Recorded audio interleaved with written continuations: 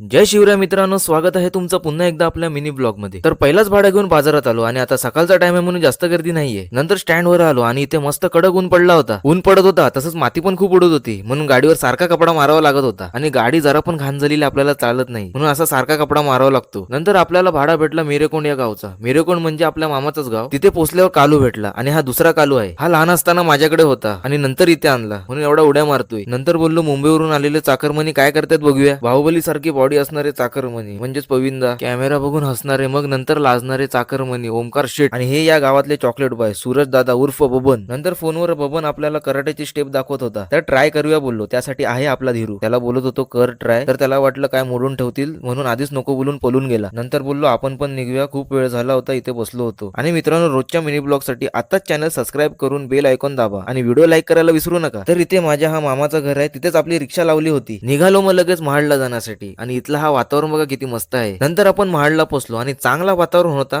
तेवढ्यात पावसाची झाली सुरुवात. मग काय बसलो गप्प गाडीत. नंतर आपल्याला भाडा पण लगेच भेटला. नंतर स्टँडला आलो तर पावसाने चांगला जोर पकडला होता. नंतर आपण परत मामाच्या गावाला आलो आणि इथे मंदिरात पोरांचा पत्त्यांचा गेम चालू होता, पण नुसते पत्ते, पैशांचा काही विषय नाही येते. मग नंतर मामाच्या इथे गणपती होता, तिकडे बसलो होतो. ही गणपतीची मूर्ती बघा किती सुंदर दिसते. नंतर नात्यालाही मामाकडे गणपतीच्या पाया पडायला आलो. त्यानंतर निघालो घरी जाण्यासाठी. घरी येऊन बघतो तर कालू पायरीवर आरामात झोपला होता ढोले.